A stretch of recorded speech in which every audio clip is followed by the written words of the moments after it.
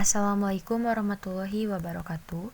Yang terhormat, Ibu Dr. Nia Jusniani SPD MPD dan Ibu Sarah Inaya SPD MPD beserta teman-teman yang kami banggakan. Kami dari kelompok 6 yang beranggotakan Dendi Setiadi, Renaldi Padilla, Risa Metaan Papuri, dan Zahra Ananda Halimah. Pada pertemuan kali ini, izinkan kami untuk menyampaikan materi mengenai evaluasi belajar dan pembelajaran. Evaluasi belajar dan pembelajaran. A. Pengertian dan prinsip umum evaluasi. Evaluasi merupakan kegiatan pengumpulan data untuk mengukur sejauh mana tujuan telah tercapai. Karena itu, di dalam menyusun evaluasi hendaknya memperhatikan secara seksama rumusan tujuan pembelajaran yang telah ditetapkan dan harus dapat mengukur sejauh mana proses pembelajaran telah dilaksanakan. Lalu ada pengertian evaluasi menurut para ahli. Yang pertama, menurut Wiersma dan Jules, membedakan antara evaluasi, pengukuran, dan testing. Keduanya berpendapat bahwa evaluasi adalah suatu proses yang mencakup pengukuran dan mungkin juga testing, yang juga berisi pengambilan keputusan tentang nilai. Yang kedua, Ari Kunto yang menyatakan bahwa evaluasi merupakan kegiatan mengukur dan menilai. Kedua pendapat di atas secara implisit menyatakan bahwa evaluasi memiliki cakupan yang lebih luas daripada pengukuran dan testing. Rusliana 2007 halaman 1. Yang ketiga, Popam 1986 halaman 18 mengupayakan bahwa untuk memahami arti evaluasi memang perlu terlebih dahulu memahami arti pengukuran. Menurutnya, pengukuran menunjukkan kegiatan mengukur, yaitu menghitung atau menetapkan angka-angka sehingga kita dapat menggambarkan sesuatu secara lebih seksama, seberapa besarnya, kecilnya, panjangnya, dan sebagainya. Lalu yang keempat ada Michael Scriven, seorang teoritisi evaluasi, mengamati bahwa evaluasi terdiri dari penetapan nilai. Karena itu, evaluasi pendidikan terdiri dari penetapan nilai sehubungan dengan fenomena pendidikan. Lalu, Suharsimi Arikunto yang membedakan antara pengukuran, penilaian, dan evaluasi. Arikunto menyatakan bahwa mengukur adalah membandingkan sesuatu dengan satu ukuran. Pengukuran bersifat kuantitatif. Agar evaluasi yang dilakukan dapat memberikan manfaat sebagaimana diharapkan, maka evaluasi harus dilakukan berdasarkan prinsip-prinsip yang tepat.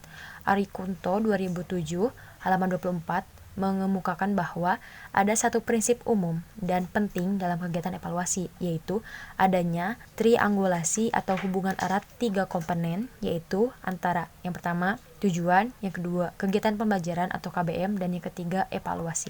Dari prinsip umum di atas dapat kita pahami bahwa kegiatan pembelajaran yang dirancang dalam bentuk rencana mengajar yang disusun oleh guru mengacu pada tujuan yang hendak dicapai.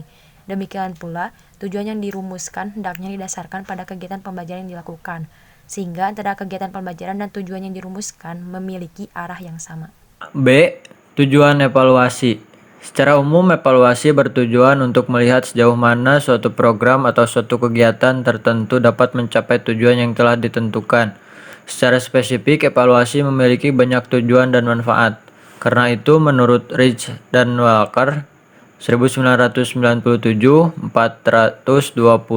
terdapat beberapa alasan mengapa evaluasi harus dilakukan, yaitu yang pertama ada memperkuat kegiatan belajar, yang kedua menguji pemahaman dan kemampuan siswa, yang ketiga memastikan pengetahuan prasyarat yang sesuai, yang keempat mendukung terlaksananya kegiatan pembelajaran, yang kelima memotivasi siswa, yang keenam memberi umpan balik bagi siswa, yang ketujuh memberi umpan balik bagi guru, yang kedelapan memelihara standar mutu, 9 mencapai kemajuan proses dan hasil belajar, 10 memprediksi kinerja pembelajaran selanjutnya, 11 menilai kualitas belajar.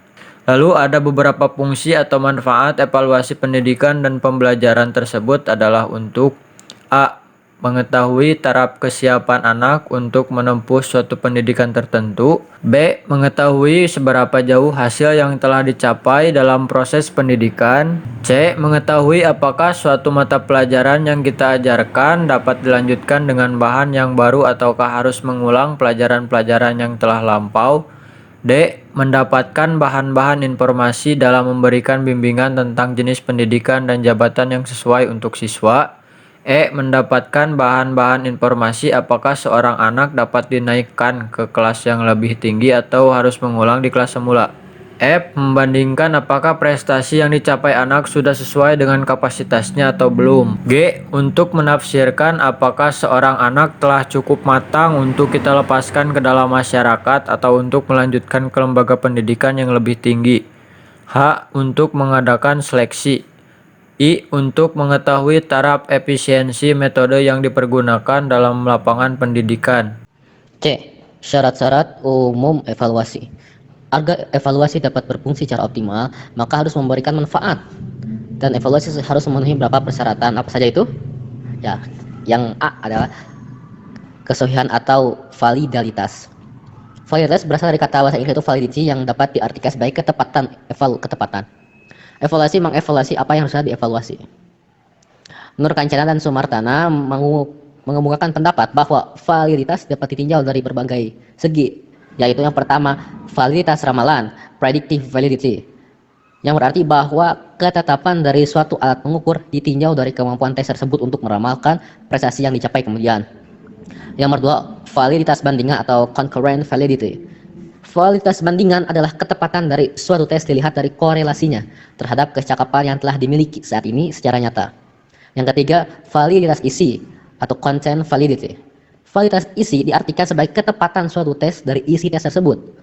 Suatu hasil tes belajar dikatakan valid menurut validitas isi apabila materi tes tersebut betul-betul dapat mewakili secara menyeluruh atau representatif dari bahan-bahan yang telah diberikan. Yang nomor 4 yaitu validitas konstruk atau construct validity. Validitas konstruk dapat diartikan sebagai ketepatan suatu tes dari susunan tes tersebut. Jadi kesohihan dari hasil evaluasi dipengaruhi oleh beberapa faktor.